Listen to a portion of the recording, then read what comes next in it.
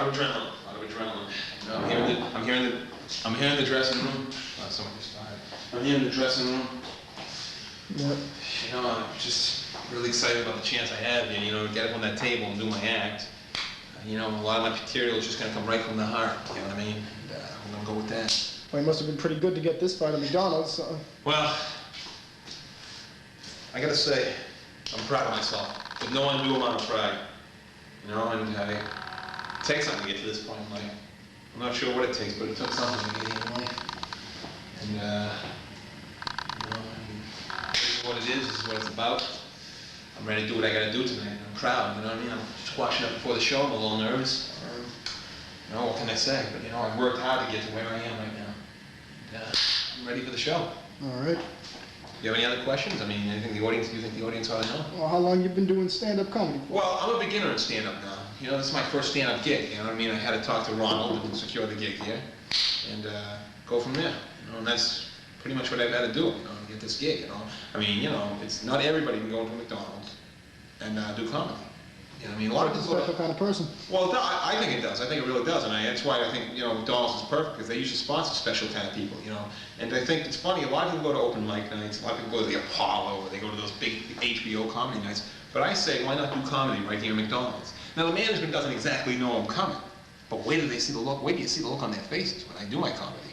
They're gonna be pretty happy. So, I mean, am I to deny them that happiness because their store isn't good enough for me?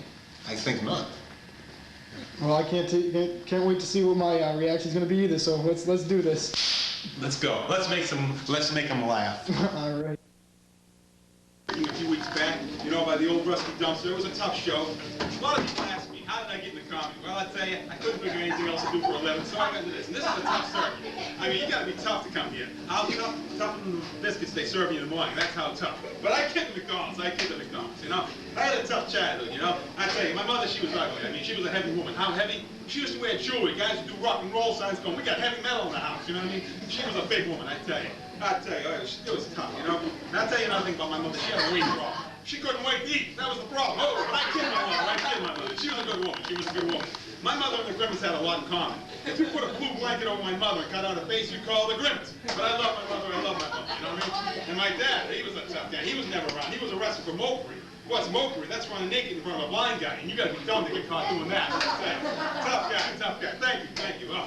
Oh, boy, you know, and I'll tell you, with parents like that, no wonder I turned out this bad. I mean, this is as high as I can get in life, doing this throughout McDonald's. You know, but I went a lot higher up than friends that I go. 4 feet off the ground. What are I doing? Hey, is this thing on?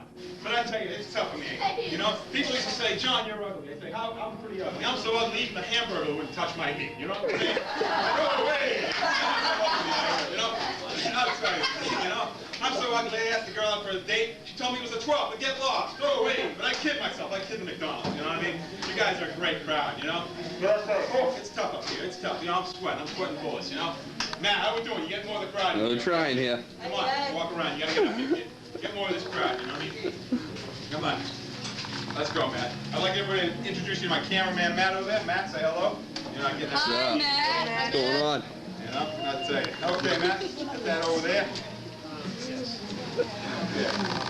I'd say, I tell you, Matt, I'm running out of jokes. The only thing I'm running right now is my mouth, you know what I'm saying? But again, I kid myself and I kid the McDonald's. We've been a great crowd, you know what I mean? I can't tell any dirty jokes, because my jokes, I'm like the floors are clean. No, but I kid the McDonald's. I kid the McDonald's. They're great people, you know? But nonetheless, I've had a great time kidding you people and kidding myself. You know, I'd love to have you. Some of you can have a little later on, you know what I mean? But hey, I'm getting a little dirty. Hey, I kid the folks. I kid the folks, you know what I mean?